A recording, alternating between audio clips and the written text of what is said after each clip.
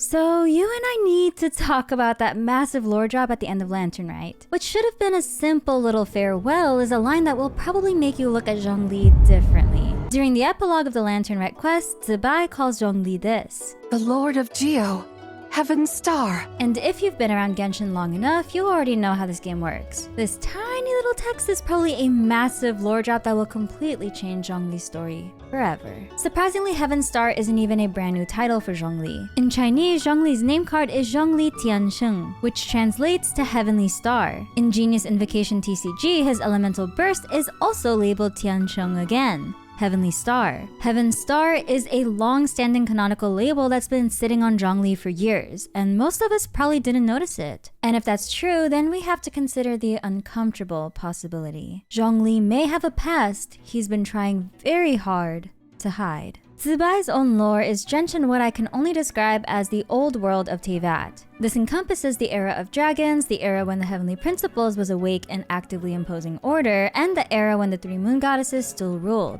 Zibai is old, and Zhongli might be older. And if she's the one addressing him with that title, then it implies she recognizes something about him that modern Teyvat doesn't recognize anymore. His true identity, perhaps? We interrupt this lore spiral to bring you news from today's sponsor. Today's video is sponsored by Neverness to Everness, the must-play, most hyped supernatural urban world RPG. And yes, the release is confirmed for 2026. If you've ever wanted an anime GTA but with a next-gen anime-style urban supernatural adventure, this is it. Two worlds, one reality, built for immersive city exploration and thrilling racing. What makes NTE feel different is how seamless it is. Zero black screens or transitions, with real-time day-night and full weather systems, sunny, rainy, even snowy. With film-grade visuals and sound and a cinematic comic-style urban comedy tone, it honestly feels like the fastest built and earliest to actually get to play urban open-world game in the genre. And now the recent beta added major upgrades. The regions expand, playable platforms expand, and you're getting new playable characters: Daffodil, Jiu Yuan, Edgar, Chiz, and Haniel. The vehicle system gets new models and more realistic destruction. Tires can be shot out, glass breaks, cars can explode under special conditions, and you can jump out mid-chaos alongside vehicle requisition and a wanted system. They also added 2 team-based large dungeons, a bank and hospital, character invitations, random city encounters, and even a full prison experience, including the option to try to escape. On top of that, city tycoon progression, ethereal hobbies, racing, fishing, taxi driving, delivery, mahjong, the cafe by origin management sim, races versus NPCs or online friends, a new outfit system, main character Nanali, improved NPC interaction, new gacha animations, and smoother exploration. NTE is shaping up to have an amazing release, so use the link in the description and pinned comment down below to pre-register now. Thank you so much, NTE, for sponsoring today's video. So what even is a star in Teyvat? And more importantly, what does it mean to be called Heaven's Star? Besides the Traveler and their sibling, the first time we really hear about the concept of stars is in Moonlit Bamboo Forest, the same book series that introduced Zibai all the way back in version 1.0. In the old Teyvat, the morning stars and the moon goddesses were classifications of divine beings. The 3 moon sisters were described as sovereigns of the night sky. They lived in a lunar palace and rode through the heavens in a silver carriage. Only one held sovereignty at a time, swapping places 3 times a month. And in the old story, they were all in love with the morning stars, and the text even says their love for the morning stars was equal to the affection between the sisters. It sounds romantic and very poetic, but then you read Zibai's character stories and you realize there's something much darker at play. Because in Zibai's Moon Wheel entry, the story starts framing morning stars and moons as a split within Celestia's order. It's not about lovers under a pretty sky or something, but rather 2 different philosophies of divine love. And the way it explains that split is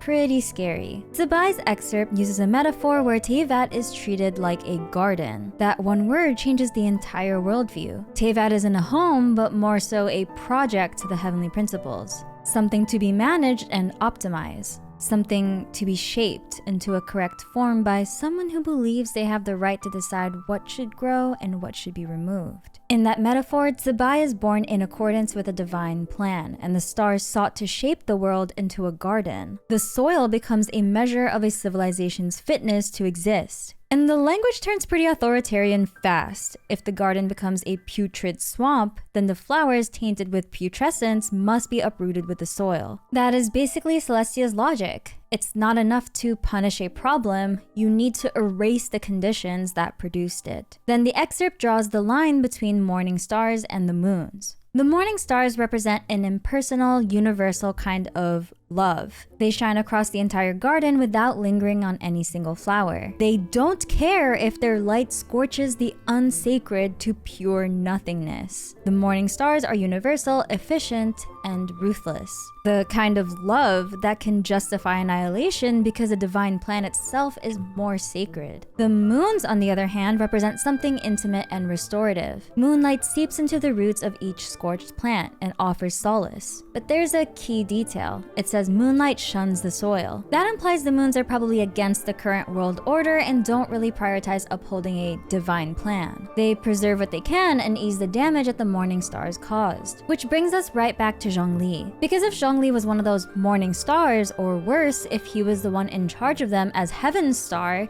then the Zhongli from Old Teyvat would be very different from the Zhongli we know today. Our Zhongli wants humans to rely on each other instead of relying on a god. But a Heaven Star Zhongli? A Morning Star Zhongli? That version of him might be one that carries out the Heavenly Principle's divine plan with total loyalty, even when it's cruel. Because in his mind, it's all justified as the greater good. And there's another detail in Zibai's lore that makes this connection even more suspicious. Zhongli is the one who taught Zibai the art of excising one's impure thoughts into 3 deadly selves. In her story, she sees 3 identical figures fighting in mid-air, and then they merge back into one, into Zhongli. That technique is based on the idea that your mind can be split into different parts, and doing that lets you reach the unmarred self. So the obvious question is, why would Zhongli need a technique like that? One possibility is this. If Zhongli has information, things people aren't meant to know, and things he isn't allowed to say, then splitting himself could be a way to seal it off. One self holds the dangerous truths. The other is the version we see, the public-facing version who can move through the world safely because he can't leak information that he technically doesn't have access to. But Zibai's framing invites an even darker interpretation. In her story, the deadly selves are impure thoughts and wicked desires that pollute the mind. Excising them lets you see what remains when the contamination is removed. If Zhongli can split into 3 identical selves and merge back, that implies he's done it enough times that it's very controlled and stable, which means he had impurities.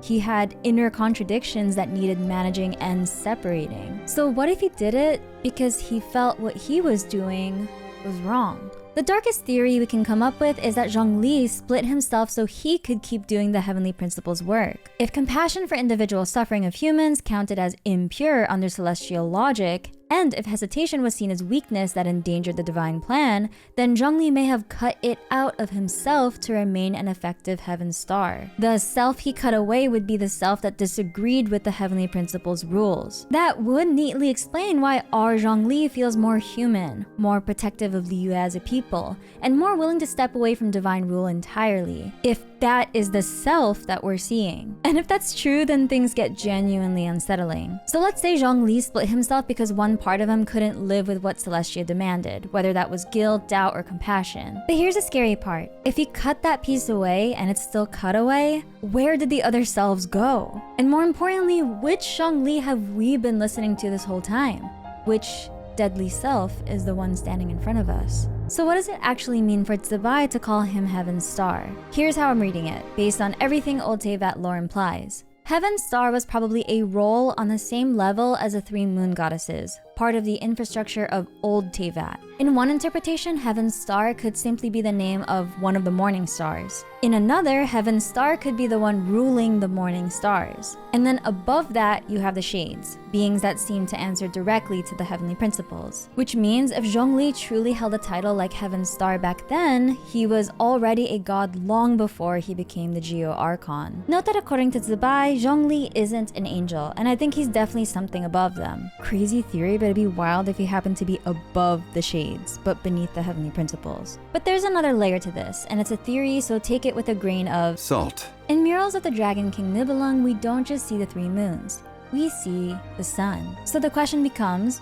If there are moon goddesses, then surely there's a solar counterpart, right? A sun god, or at least a solar authority? And if you're looking at Zhongli being labeled Heaven Star, it's very tempting to connect that title to the sun. Genshin already mentioned a solar figure in its ancient legends, the Solar Chariot. The Solar Chariot, also called the Star of Daybreak, seems to be the name for the sun in Teyvat's old history, much like the three moons are personified as sisters riding a silver carriage. In the past, during the War of Funerary Flame, the Solar Chariot fell to Teyvat and created what we now know as the Chasm. That's a big detail because it means the Solar Chariot isn't presented as one person, maybe. It's a vehicle, a mechanism, something operated by a group or a class. The indigenous people in the chasm repaired it and then it flew back into the sky. So even if Zhongli is Heaven's Star, the Solar Chariot isn't automatically Zhongli. But if Zhongli was one of the beings who piloted it, if he belonged to that class of morning stars, then it gets interesting for a different reason. Because the War of Funerary Flame is also tied to the time where 2 of the 3 moons were destroyed. So imagine Zhongli as one of the morning stars, trying to leave Teyvat during that war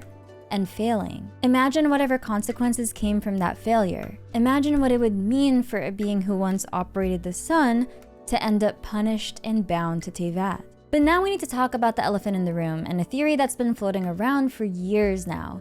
Is Zhongli an outlander? In Genshin terms, outlander is a being that didn't originate from Teyvat at all, an alien in the literal sense, someone like Skirk. And the reason this theory even exists is because of the way stars also get used in Genshin's language. The traveler and their sibling are referred to as stars. They are, plainly, not from Teyvat. So if Zhongli carries the title Heaven's Star, the question becomes, is Zhongli from outer space too? Again, grain of salt. But there's a piece of evidence that's kind of hard to ignore, and it comes from the Sumeru Archon quests. Irminsul is essentially Teyvat's memory database. When it's edited, the world's records, descriptions, and even people's recollections rewrite themselves to match a new truth. When Greater Lord Drukadevata was removed from Irminsul, everyone forgot her entirely, and the world reconfigured itself so that Nahida is remembered as the only Dendro Archon who ever existed. Most in-game text was altered to reflect that, but Zhongli's character story 5 is strange. Before the Irminsul edit, his character story 5 said as time passed, many of the 7's titles changed hands, and only 2 remain of the first 7,